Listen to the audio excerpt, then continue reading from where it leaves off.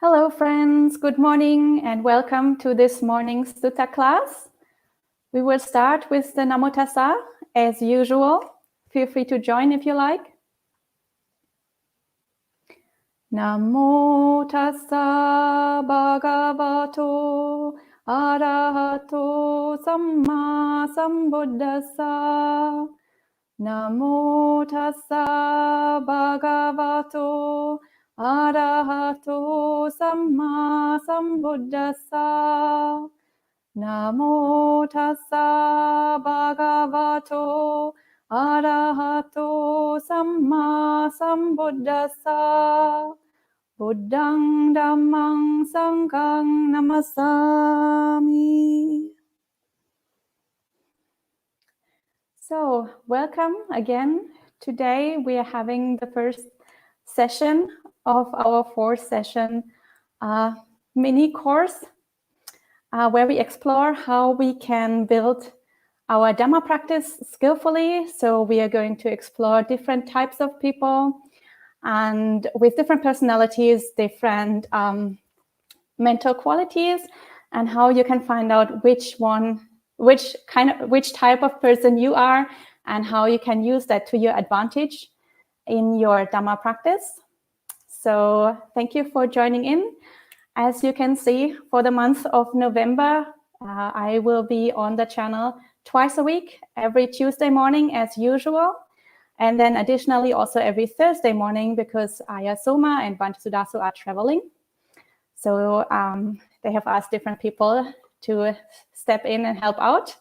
And I will be doing every Thursday morning as well.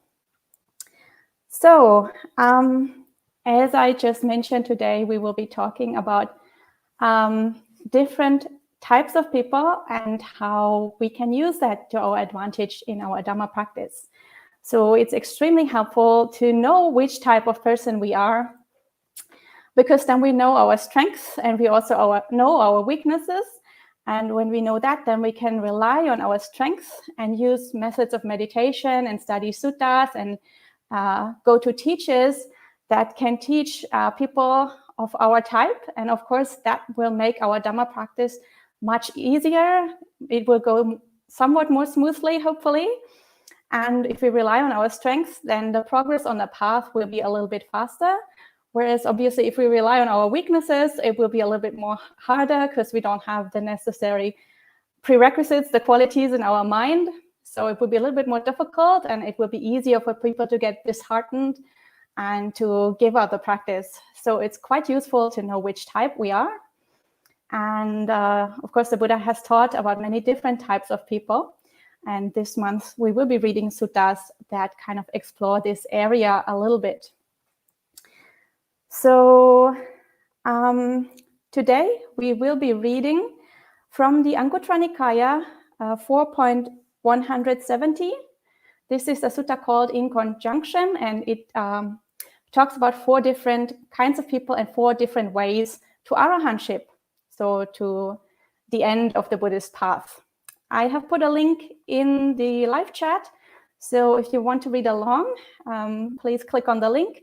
The link is to Bhante Suchatu's translation, but I will be reading from Bhikkhu Bodhi's translation. So the sutta is called In Conjunction, and it goes as follows. On one occasion, the Venerable Ananda was dwelling at Kosambi in Gosita's park. There the Venerable Ananda addressed the bhikkhus. Friends, bhikkhus. Friend, those bhikkhus replied. The Venerable Ananda said this. Friends, whatever bhikkhu or bhikkhuni has declared the attainment of arahantship in my presence has done so by these 4 paths or by a certain one among them. What 4? So here we have a sutta that was given not by the Buddha, but by the Venerable Ananda. And of course, Venerable Ananda was the Buddha's attendant. So he was around the Buddha all the time for at least 25 years of the Buddha's teaching career. And because at the time of the Buddha, obviously, it was extremely popular among monks and nuns. If they attain arahantship, they would go to the Buddha and would declare the attainment in the presence of the Buddha. So Ananda, being the Buddha's attendant, he would have heard like hundreds or maybe thousands of testimonials of fully awakened monks and nuns. So we can assume that he was more than qualified to give a sutta or to give a teaching on this topic. And he heard all these testimonials of all these monks and nuns, and then he grouped them into 4 types. And now he's teaching about those 4 types. So the first type is as follows. Here, a bhikkhu or bhikkhuni develops insight preceded by serenity. As they are developing insight preceded by serenity, the path is generated. They pursue this path, develop it and cultivate it. As they are pursuing, developing and cultivating this path, the fetters are abandoned and the underlying tendencies are uprooted. So here we have the first kind of person, and this is someone who develops serenity first and then insight. So serenity, samatha practices, tranquility, calmness practices first, and then the insight practices, so the vipassana practices. And as they are doing this, the path is generated. That means they kind of make progress on the path, and over time, the fetters are abandoned and the underlying tendencies are uprooted. So the mind becomes clearer and clearer, purer and purer, until finally they reach arahantship. We will talk a little bit more about this type in a few minutes, but let's go through the other types first before we go into more detail.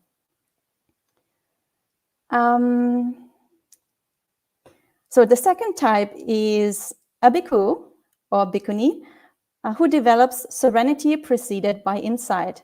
As they are developing serenity preceded by insight, the path is generated.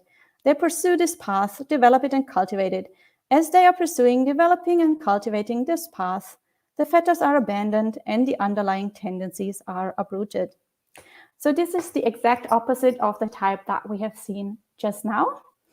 So here we have somebody who develops insight practices, so the vipassana practices first. And as they are doing this, at a later time, they also develop the samatha practices, the serenity or tranquility practices. And as they are developing vipassana first, the same thing happens. And the path, they evolve, they develop on the path. Then the fetters are abandoned, the underlying tendencies are uprooted, and eventually they reach arahantship. But they start kind of from the opposite end of the path. So they're walking kind of like a different path. There are 2 different paths towards the same goal.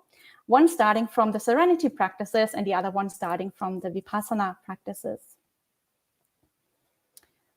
And then there is a third type. And here Ananda says, again, a bhikkhu or bhikkhuni develops serenity and insight in conjunction. As they are developing serenity and insight in conjunction, the path is generated. They pursue this path, develop it and cultivate it. As they are pursuing, developing and cultivating this path, the fetters are abandoned and the underlying tendencies are uprooted. So here we have a type that is kind of in between the 2 types we have just seen.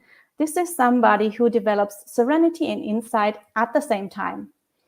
And I think this also gives us the idea that people that these are not 2 very discrete paths, one just doing serenity, the other one just doing insight. But this is more like a spectrum. You could be very much towards one end and mainly focus on serenity, or very much to the other end, mainly focusing on vipassana, or you could be somewhere in the middle where you develop both of them equally or somewhat equally. But these are not 3 very discrete points, but it's more like a spectrum where you could be anywhere on that spectrum, more towards the vipassana side, more towards the samatha side, or somewhere in between. And we'll talk about these 3 types in a little while, but let's explore the fourth type first, because this is a type that is a little bit different from the other 3. So here Ananda says, again, a bhikkhu's mind is seized by restlessness about the dhamma. But there comes an occasion when their mind becomes internally steady, composed, unified, and concentrated. Then the path is generated in them. They pursue this path, develop it, and cultivate it. As they are pursuing, developing, and cultivating this path, the fetters are abandoned and the underlying tendencies are uprooted. Whatever bhikkhu or bhikkhuni, friends, has declared the attainment of arahantship in my presence has done so by those 4 paths or by a certain one among them. So here we have a 4th type, and this seems to be a person who is kind of overwhelmed by defilements. So that person neither focuses on vipassana nor on samatha practices. So it seems that their meditation isn't really going anywhere. They just have a lot of defilements, especially here we have mentioned restlessness, and especially restlessness about the dhamma. So this is a person who is very much attracted to the dhamma, has a deep faith in the dhamma, but at the same time, the mind doesn't really calm down. And all this inspiration in the Dhamma and all this attraction to the Dhamma is causing a lot of mental hindrances to cloud the mind, and the mind is constantly restless and agitated. But eventually, for some reason or other, the mind calms down, and then they make a breakthrough, and then the path is generated and the fetters are uprooted. The fetters are abandoned and the tendencies are uprooted. So I have often heard other teachers discuss this sutta, and some of them have said they're not quite clear what this 4th kind is about, because usually we think of the Buddhist path as a gradual path. So sudden breakthroughs are kind of unusual, especially if your meditation isn't really going anywhere. And I have had teachers really telling me that we shouldn't think too much about this 4th type, because the 4th type is confusing and is not well understood. And most of the normal suttas give us the gradual path in a lot of detail. And this 4th type doesn't really seem to fit into this usual scheme of a gradual progress and a gradual path. But I think that we do have some testimonials of monks and nuns from the Buddha's time who did have this kind of type and who did have this kind of experience while they were practicing the Dhamma. So I want to spend a few minutes exploring this 4th type a little bit more, because it's a little bit obscure and it's not that well understood. And I think most of you know that we have collections of poems from the monks and nuns at the Buddha's time called the Theragatha, the poems of the monks, and the Therigatha, the poems of the nuns. And there we have a few hundred testimonials, and I think there are 2 in particular that seem to talk about a kind of path that is similar to what is described here. So I'd like to read those 2 poems. They're not very long, and explore a little bit what they are telling us about their progress on the path, just to understand this 4th type a little bit better. And so there's one nun and one monk who seem to have had these kind of experiences. And I think we'll do ladies first and talk about the nun first. So this is Therigatha 5.3 by a nun called Siha Bhikkhuni. And I'll post the link in the chat if you want to read along. So this is Siha Bhikkhuni. And her poem goes as follows. Due to improper attention, I was racked by desire for pleasures of the senses. I was restless in the past, lacking control over my mind. Overcome by corruptions, pursuing perceptions of the beautiful, I gained no peace of mind under the sway of lustful thoughts. Thin, pale, and wan, for 7 years I wandered, full of pain, finding no happiness by day or night. Taking a rope, I entered deep into the forest, thinking it's better that I hang myself, then I return to a lesser life. I made a strong noose and tied it to the branch of a tree, casting it round my neck. My mind was freed. So here obviously, we have a very dramatic and also very traumatic experience of this nun. Especially the end is quite extreme. So I'm totally not recommending this as a viable option of Dhamma practice to try and commit suicide. Not at all. I don't think that is you. If you feel that you're the fourth type still, you should not ever attempt these kind of things to enforce a breakthrough in the Dhamma. So content warning, don't do this. This is not recommended. But I think the experience is that she shares with us is valuable to look into in more detail.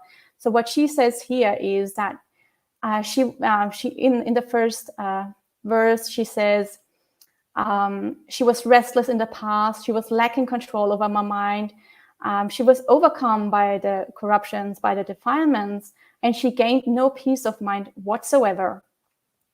And so clearly her meditation wasn't working. She was not a Samatha type. She also wasn't a vipassana type. But still, I mean, she had a huge commitment to the Dhamma. So we can see that she did have this inspiration in the Dhamma. Basically, she gave up her entire life. She ordained as a bhikkhuni. She left everything behind. She left her family behind, her lay life, all the sense pleasures that she was craving this whole time, all these 7 years that she was wondering about. And even though her practice did not make any progress, still she had so much faith in the Dhamma that she stuck with it for 7 years without making any kind of progress.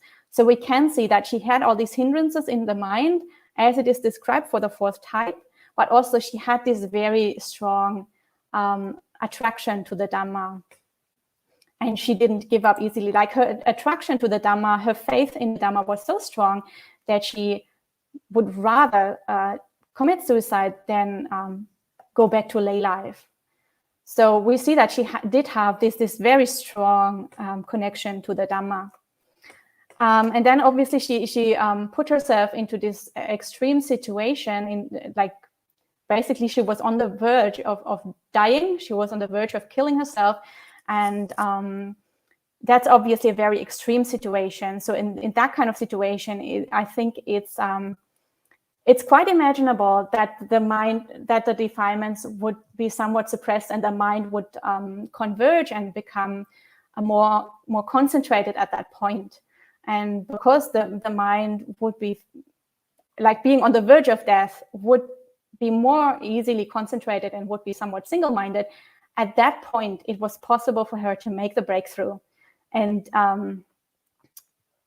breakthrough to the Dhamma. And then as the description of the fourth type is, the path is generated, and she was able to attain arahantship at that point. So we can see this is a very unusual case, and she had a very dramatic experience in the end, which enabled her to make that breakthrough. But it's not the usual case that we have in the Theragatha and Therigatha, and also that is described in the suttas, of a gradual progress where you get Dhamma teachings and you put them into practice and see how the mind develops, and eventually you make the breakthrough. But in her case, it's very much a lot of struggling and then one sudden breakthrough. And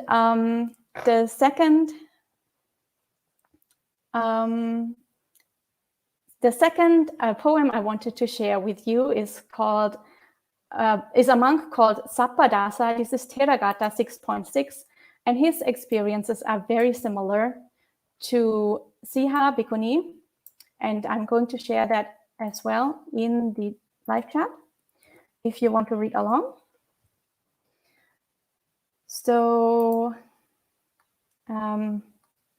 this is the monk Sappadasa, and his poem goes as follows.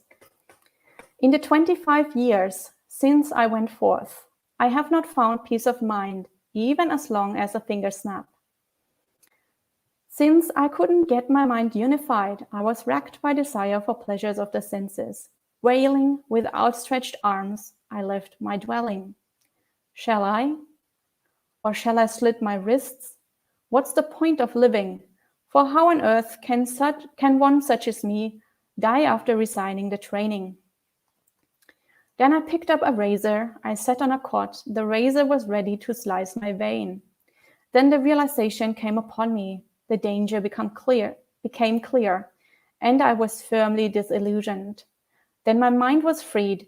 See the excellence of the teaching. I've attained the 3 knowledges and fulfilled the Buddha's instructions. So here we see it's a very, very similar case to Siha Bhikkhuni. In Sapadasa Bhikkhu's case, he even struggled on for 25 years. He was ordained for 25 years, and he didn't find any kind of peace of mind even for a finger snap. So he was really, really suffering for 25 years. Again, we see that his mind was overcome by the hindrances. But again, we see his commitment to the Dhamma. He still kept on going for 25 years, even though the path didn't seem to be working for him. So we see his strong faith in the Dhamma and his strong attraction to the Dhamma. And again, he has the same kind of commitment that Siha Bhikkhuni had, where he thinks like there's no point in living and he doesn't want to die as a layperson, so he'd rather kill himself as a monk. And again, he was in this extreme situation, being on the verge of death. And then finally, being on the verge of death, his mind sort of converged, and he had an insight. He became strongly disillusioned, and then he made the breakthrough to arahantship. So again, it's a very, very similar case to Siha Bhikkhuni. And again, not a method that is recommended for ordinary people's practice. I think it's more likely to go wrong than to go right. But here, obviously, we have 2 cases where they were lucky and they did not die and they were able to make a breakthrough.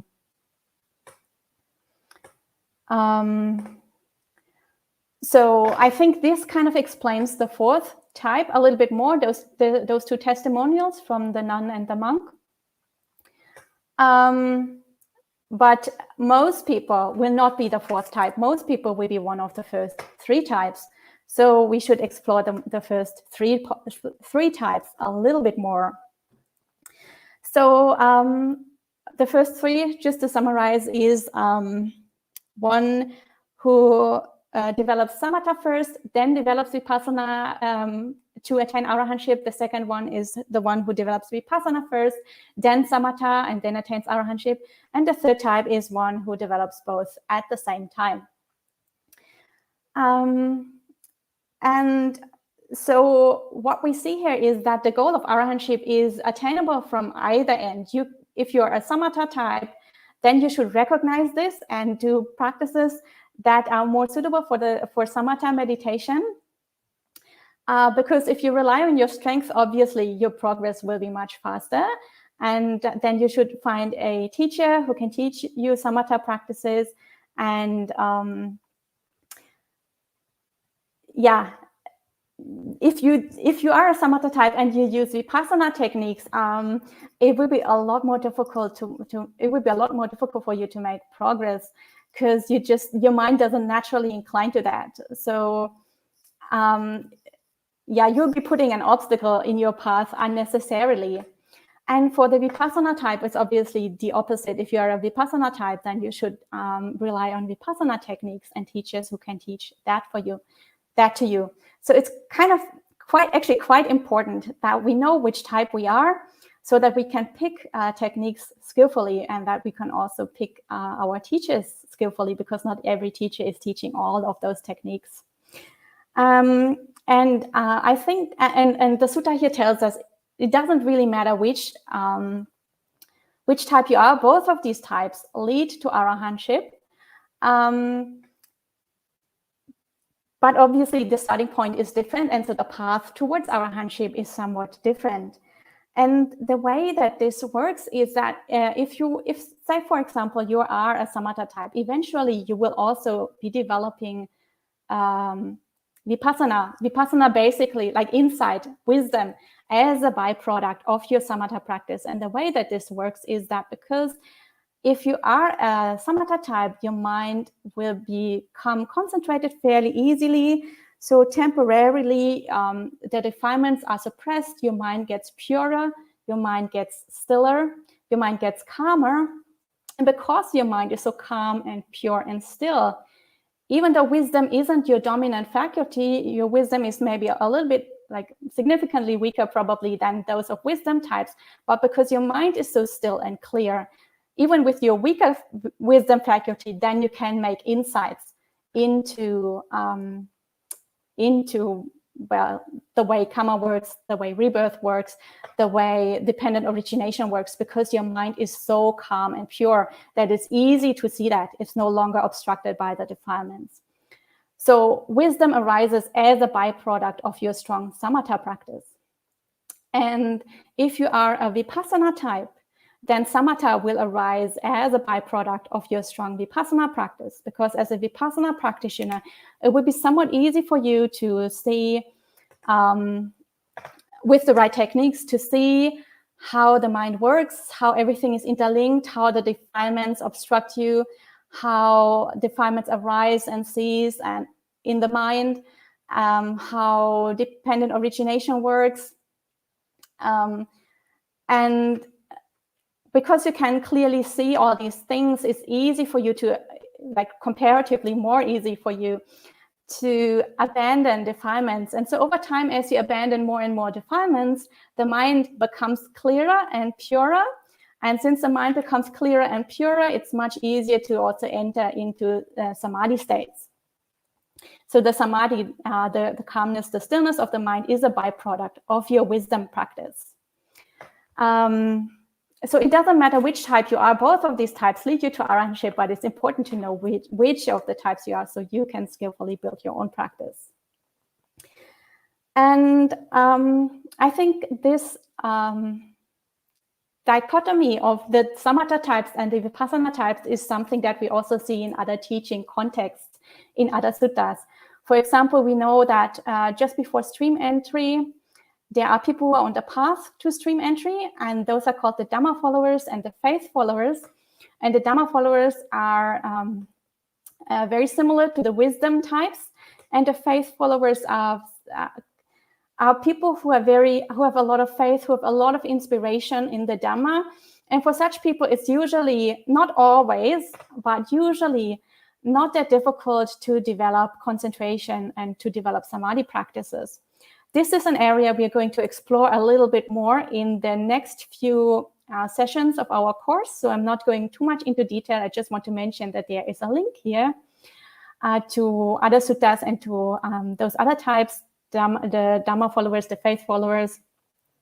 And also these two paths go up all the way to arahantship, when we see that there are arahants who are liberated by wisdom and there are arahants who are liberated both ways.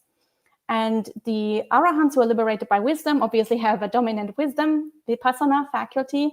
And the arahants who are liberated both ways, these are arahants that have very, very strong samadhi, because they also attain the immaterial states. So not only the 4 jhanas, but also the higher immaterial attainments. And often they also have psychic powers, which obviously is a function of very deep and very profound samadhi. And the reason why I'm talking about this today and about how to find out which type you are, I think it's very, very important that people take responsibility for their own practice and that they themselves get to know themselves. And I think some of you will be familiar with some teachers that are maybe quite popular nowadays. And some of those teachers teach that their method is the only method that works, and their method, you should only practice their method. This is the quickest way. This is the best way. Don't experiment with any other kind of method. They discourage you from exploring, and they try to tell you that their method is the best one. And obviously, every single teacher that is out there, if they've made any progress on the path, they will also be one of these 4 types. And they have a method that works for them. And they are teaching the method that works for them. And if you are a type that is similar to that teacher, then obviously that will work very well for you. But if you're a type that is different from that teacher, that will not work for you. And if this is a teacher who cannot teach different methods and who doesn't acknowledge that there are different types of people who need different kinds of practices, then you could put an obstacle into your own path of practice if you blindly follow that teacher and just practice that method, believing that you shouldn't experiment with other methods and shouldn't listen to other teachers. And we have these kinds of teachers on both sides of the spectrum. We have teachers that teach only jhanas and only samadhi practices and say, this is the only thing you should do. And then we have teachers on the other side who teach only vipassana and say you should only do vipassana practices and not experiment with anything else. So yeah, I think it's very important that people take responsibility for their own path, get to know their own mind, and find their own path, and not blindly rely on other people, no matter how long they have been practicing or whether they're called teacher or not. But once you get to know, once you find out which your type is, then you can skillfully pick a teacher that can actually give teachings to your type of people. And I mean, there are also lots of teachers out there who can teach different methods to different kinds of people. So there are plenty of teachers out there who do recognize that different people need different kinds of techniques. So not all teachers teach exclusively one method. But if there are teachers out there who teach exclusively one method, then your alarm bells should go on, and you should be a little bit careful and investigate a little bit in more detail. And I have seen that there are quite a few questions in the live chat, so maybe I should slowly come to an end. But the last thing I wanted to mention is that this is something that probably you've heard from many other monastics already, but when you do your meditation practice, do not compare yourself to others. So sometimes people can very easily get discouraged when they hear other people and they make different experiences, and you yourself don't make that kind of experience. So you think your practice is no good or isn't going anywhere. But it might be that they're just a very different type, and because they're a different type, their path is different, and they will make different experiences. And it doesn't mean that you are less advanced on the path than them or more advanced or whatever. It really is not at all helpful to compare your experiences to others. If you have a good teacher, then that teacher tell your meditation experiences to that teacher, and that person will guide you. But yeah, it's actually not that helpful to compare meditation experiences with other people and try to determine who is more advanced or getting discouraged. And also, obviously, the other way around is the same thing. You compare your experiences to others, and they didn't make your experiences, so you think you are this amazing meditator and all the others are no good, and you your ego gets inflated because you think you have all these great insights, and the others don't understand anything. So again, that might be because they are on a different path, and this again is not a reason to inflate one's ego. Actually, this is obviously also counterproductive.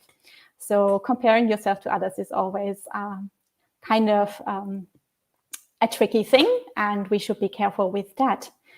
And so to finish for today, I think it's very important to recognize that we are all individuals. All of us have different strengths, different weaknesses, different mental setups with different defilements, and also different good qualities that we can develop further. And for that reason, the path must be quite individual, and it's very important that we get to know ourselves, and that we also trust ourselves enough and trust our Dhamma practice enough that we are confident to walk our own path. Of course, while getting input from others, but also trusting ourselves, and also enjoying the path and enjoying that we are able to build our own practice to our own needs and to what we think is suitable for us. And with this, I will have a look at the questions in the live chat, if you have any further questions, please leave them there. And yeah, Buddha Ruchi says, he was not enlightened until after the parinibbana of the Buddha. I think this is referring to Ananda. This is probably referring to the beginning of the sutta, where I said that Ananda had heard all these testimonials from other people. Yeah, so Ananda was not enlightened until after the parinibbana of the Buddha. Some people say that is because he was so attached to the Buddha, and that attachment blocked his further progress. Still, the Buddha acknowledged that Ananda was a fantastic Dhamma teacher. So even though he was not an arahant, the Buddha very much encouraged him to give teachings. And also, it seems that this particular sutta here was spoken after the parinibbana of the Buddha, because of the beginning of the sutta, where normal sutta begins by telling us the location of the Buddha and then telling us the location of the speaker of the sutta, if the speaker is not the Buddha. But after the Buddha's parinibbana, the usual pattern is for the sutta only to tell us the location of the speaker. And since the Buddha is not mentioned here, that is an indication, not an absolute guarantee, but an indication that this sutta might have been spoken after the Buddha's passing away. So at this point, Ananda would have been an arahant. Yeah.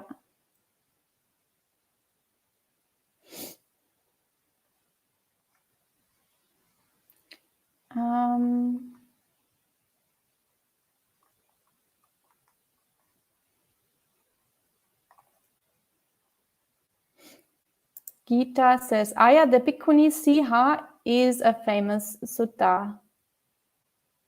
I assume you mean that she has spoken a famous sutta? And I'm not sure if that is true. I don't know of any sutta that Siha has spoken. There are other bhikkhunis who have similar names. There's Soma, there is Sela, and those have suttas in the Bhikkhuni Samyutta. I think Siha does not appear anywhere else in the canon except for the Therigatha. No, it doesn't appear anyone else in the early Buddhist part of the canon, except for the Therigatha. And Buddha Ruchi says, Ayya, I noticed the restlessness of the fourth type is to realize the teaching. Can we say that restlessness is a longing or a grasping for the Dhamma? That puts a different spin on it. Yeah, I think that restlessness is very clearly connected to the Dhamma. So as I mentioned, the people who are the fourth type, these are not just ordinary people. I mean, in some way, they are still ordinary people because they are not stream enterers. But those are people who have a very, very strong connection with the Dhamma. We have seen in the case of the Bhikkhu and the Bhikkhuni, they have obviously chosen to ordain. So they must have had a strong commitment to the Dhamma. They have pursued and persevered for a long time, many, many years, even though they didn't make any progress. So clearly, they were trying to realize the Dhamma, but that kind of maybe they were trying too much, and that effort that they put in that didn't have a skillful results then caused a lot of restlessness to arise in the mind. So it was basically the striving to realize the Dhamma that was stirring up all these defilements. So I think this is something that maybe a lot of people experience in the beginning of the path, where we are very motivated to meditate, and we are very motivated to do various Dhamma practices, but somehow our mind constantly gets overwhelmed by various defilements. And of course, if defilements are in the mind, then there's a lot of restlessness in the mind. There's no stillness or calmness in the mind. So that restlessness that was mentioned as a description, a restlessness about the Dhamma, a restlessness obviously by necessity means that there are other defilements in the mind as well, such as longing and grasping and various kinds of desires to practice Dhamma, but probably also desires that were carried over from lay life. So if you're under the sway of desires, I mean, obviously that wouldn't only be desire for Dhamma, but also I think the bhikkhu also mentioned he had desires for sense pleasures.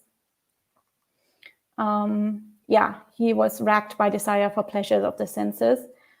So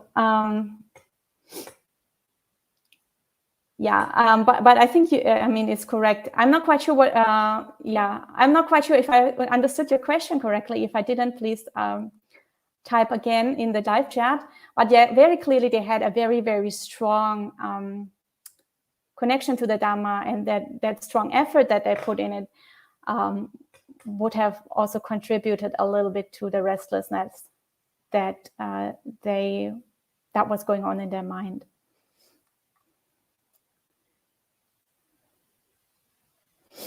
And Melissa says, sounds like she was caught between two worlds.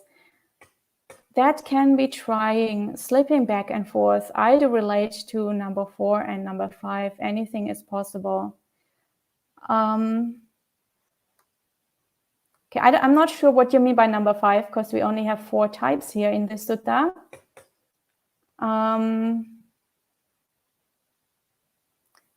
I'm assuming you're talking about Bhikkhuni Siha. And yeah, I think both Siha and Sapadasa were still feeling, because their practice wasn't going well, they were still feeling attraction to lay life. They were still feeling attraction to sensual pleasures. Siha said that she had lustful thoughts and that she had perceptions of the beautiful. So she was attracted to beautiful things, maybe. And Sapadasa also, as I just mentioned, he was overcome by desire for pleasures of the senses. And he was suffering from that so much that he was wailing loudly. So, yeah, I mean, we all know if you're not an arahant or not an anagami, then your mind is still quite unstable and can flip back and forth. And sometimes we're very inspired and want to practice Dhamma, and at other times, our defilements are stronger and we are attracted to doing other things that are maybe a little bit less useful. So yeah, I think in some ways, a lot of people probably can relate to the mind swinging back and forth between the two worlds, the Dhamma practice and the world of the sense pleasures.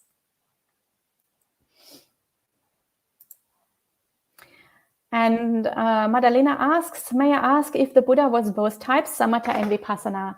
So the Buddha obviously was a Sammasambuddha, so he was a supreme teacher, and he said of himself that he knew all the paths that lead to arahantship. So whereas a normal arahant, depending on how much knowledge or how much wisdom he can develop on the path and how many experiences in the different meditation techniques he has, he would maybe know the path that he has walked on, and maybe a few other experiences that are similar to his path that he would also have experienced, or that he would seen other people go through. And if you have been a teacher for a long time, probably he would have seen his students struggling with different things and listening to other teachers teaching his students different things. So teachers might also be experienced in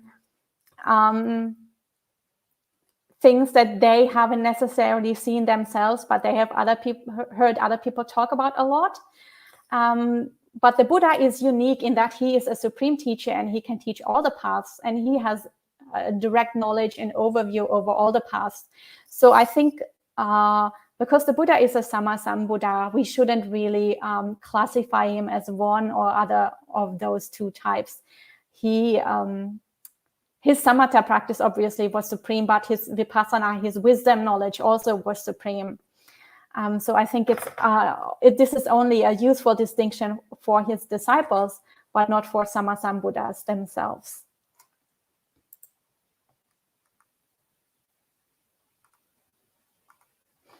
And Sam says,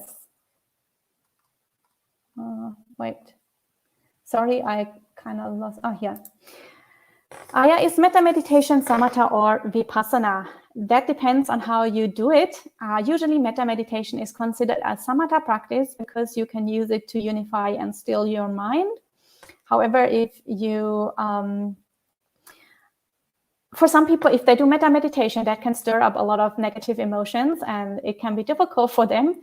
And in that way, you can also use metta practice to understand your mind better and to make some insights and develop some wisdom in how your mind works.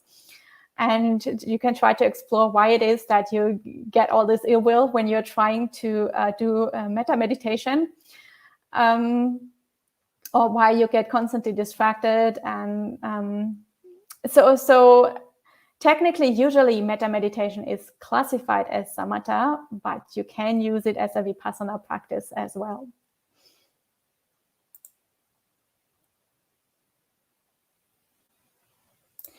The next question is from Sud, and they say, "Dear Venerable, thank you for your teaching. How can a lay Buddhist who's maybe working 12 to 14 hours per day practice while engaged in activity? It seems like all this takes a lot of time." Well, yes, that's why there is a Sangha of monastics. Well, just try your best, try to make time every day. Also it's always very important to get one's priorities right. So like the pursuit of money and wealth in this world is something that will only be beneficial to you in this very life. And once you pass away into the next life, you will lose everything that has to do with material possessions in this life. The only thing that you can carry over into the next life is the mental qualities that you have accumulated and the karma that you've made. So it's all a question of priorities. So if you have to work 12 to 14 hours, then, at least try to make some time for your Dhamma practice every day. And because that is the thing that in the long term is the more important thing. So that is, that should be our priority. That should be something that we can make time for in our lives, so that we ensure that this lifetime isn't a lifetime that is wasted on material pursuits. So if you work 12 to 14 hours per day, there's still 10 hours per day that you're not working. Obviously, you have to sleep. Obviously, you have to eat and do a few other things to maintain the body. But with the time that is left over, then you should decide for yourself how you spend that. And if Dhamma is a priority for you, then you should spend that on the Dhamma and not on other things that might also try to come into your life. So it seems that you have a few hours left still every day. So try to spend that on your Dhamma practice and don't spend that on other things.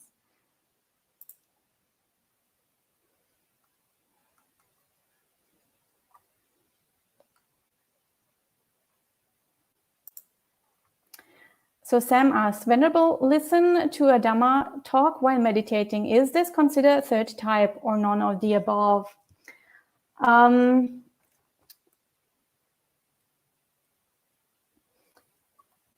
Well, these different types is more about the character of people.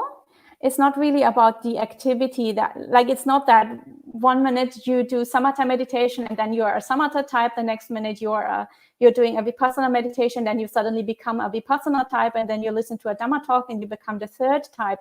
But actually this type is a more stable feature of your character. And listening to a Dhamma talk, if that guides you into if you are a samadhi type and you listen to a Dhamma talk and that guides you into samadhi, then this is a suitable practice for you. And but you're still a samadhi type. You're still the first. Is it the first? Yeah, the first kind of type. And if you listen to a Dhamma talk while meditation and that helps you to develop wisdom, and you are a wisdom type, then that is a suitable practice for you. Or if you are the third type, then whether that Dhamma talk guides you into more wisdom or guides you into more samadhi, then that is a suitable practice. But listening to a Dhamma talk while meditating isn't necessarily connected to either of the three types. It might be beneficial depending on how you listen to the talk and how you use that in your meditation, or it might be entirely unbeneficial and it's just distracting, and in the end you didn't do any kind of meditation, you were just spacing out while randomly listen to some sound coming into your ears. So yeah, it really depends on how you use that talk.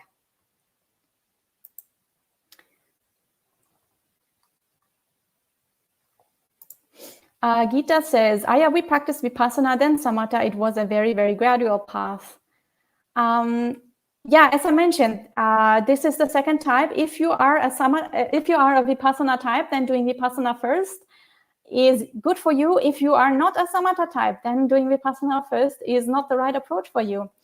And if you are a vipassana type, you don't actually have to do samatha. The samatha develops as a natural byproduct of your vipassana practice, because as I mentioned, as you practice vipassana, you make insights into how the defilements cloud your mind, how they are unbeneficial for you, and you can abandon them. And as you abandon them, the mind becomes clearer and purer, and samatha naturally develops. And also the other way around, if you are a samatha type, vipassana is a natural byproduct of your samatha practice. So you don't actually have to do the other kind of practice, that is the opposite of your type. The other kind of practice naturally comes if you pursue the type that is your strength, not the type that is your weakness.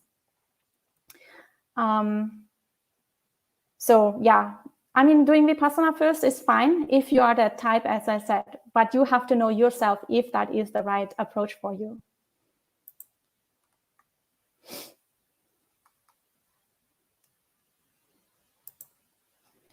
Melissa says, to be clear, a near-fatal accident humbled me greatly and very much helped perspective in my life. I returned to my roots.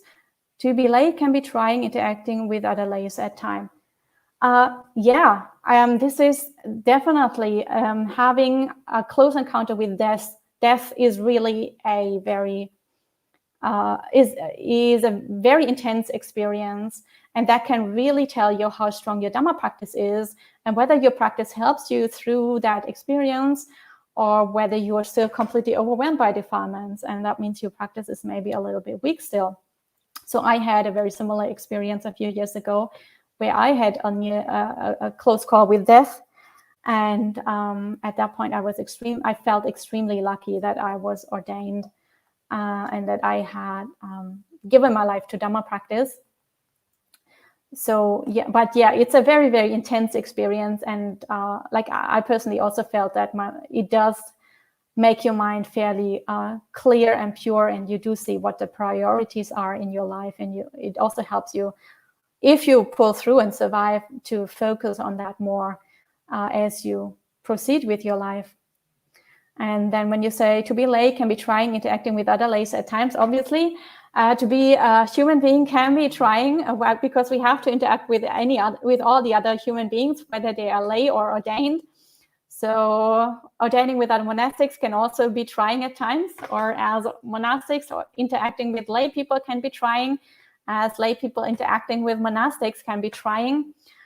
So yeah, clearly living in communities, having social contacts with other humans or any other kinds of beings can be trying, and this obviously is where we can see how strong our Dhamma practice is, how skillful we can navigate all these social pitfalls. And yeah, so just because people become monastics doesn't mean that their life is always peaceful and calm and there are no more social conflicts. But actually, we can and should use those conflicts as fuel for our Dhamma practice and as tests to see if over time we are making progress.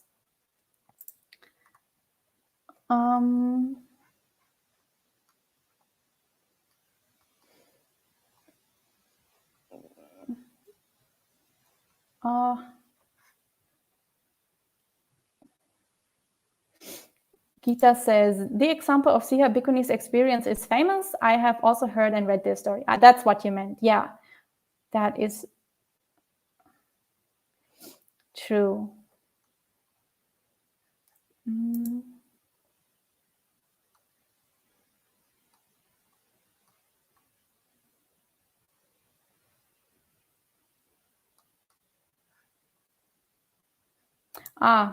Buddha Ruchi said he thinks that the question just now was how can Sud turn his 12 to 14 hours of work into practice. Well, that depends on your work. Many people try to incorporate mindfulness in their day-to-day activities. If you can have regular, like 5 minutes, 1 minute, 30-second breaks where you just return to your breath, just try to focus on the moment, just check in with your mind, see what's going on in your mind. Is there any defilement there? Are you feeling angry? Are you feeling tense? Are you feeling fearful? Are you just feeling craving for the lunch break to get your food or to buy something or stuff? Also, is your work a skillful activity? Is it not something that harms others? So just regularly during the day, I try to check in with what is going on in your mind. Return to your breathing, even like just for 10, 20, 30 seconds, if you can. Try to do that regularly every half hour or every hour, depending on what kind of job you have, depending on what is possible for you. You can even set an alarm on your phone or on your computer to remind you regularly every 30 minutes, every 60 minutes to take a break, to return to your breathing, to do a small mindfulness exercise, and really check in during the day. What is your mind state? What kind of emotions are there in your mind? Are you just cultivating any unskillful thoughts? Are you just being angry, just fuming because your boss did something unskillful or your co-workers did something unskillful? Are you being frightened? Are you doing something unskillful in your work? Are you deceiving other people? Are you causing harm to the environment or to other beings? So just check in with your actions, your mental actions, your emotions, your thoughts, with your verbal actions, with your physical actions, and see if you can use that day to make good karma, good mental karma by thinking good thoughts, by having good emotions such as metta, goodwill, friendliness towards others. And obviously skillful verbal and physical actions. So having good relations with your co-workers, speaking in agreeable ways, hopefully having a job that in some way makes a positive contribution to the life of other people. So using the job to actually cultivate positive mental states and to make good karma in whatever small way you can during that day, because as you mentioned, you spend half your life just doing that work, 12 hours or 14 hours every day. So we shouldn't think of this as a wasted opportunity, but use this to make good karma, because over time, even small acts of good karma will accumulate since you're doing them every single day for half of the entire day, 12 hours of every day. So just checking in with that, and it can be really helpful to set a small alarm on one's phone or computer just to remind you regularly that you should use the opportunity to be mindful and to make those positive contributions.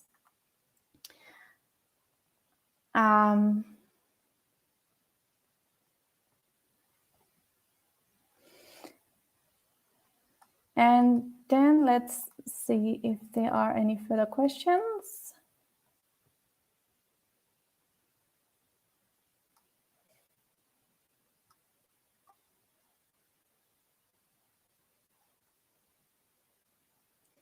Aum says, the Plum Village app has a mindfulness bell. Which one can, I think, program for every few minutes? It brings me back to my mind, body, and speech. Yeah, that's exactly what I was talking about just now. We can have apps like this. We can just set a small alarm. There are also apps for the laptop, for the computer. So just something that brings us back to the present moment. That's exactly what I was talking about just now. Yeah. So it's our hour of Sutta study is over, and we have also come to the end of the questions for today. So next week we will explore a few other types of persons. So hopefully you can use this week to try to figure out whether you're a vipassana type, a samatha type, somewhere in between, and check whether you're doing the right kinds of meditation techniques for that kind of practice. And next week, we will explore a few other types, and hopefully that will also be helpful to build your own individual meditation and dhamma practice. For today, we will finish with 3 sadhus. Feel free to join in if you like. Sadhu, sadhu, sadhu. And I will see you all either next Tuesday or next Thursday. Have a great day.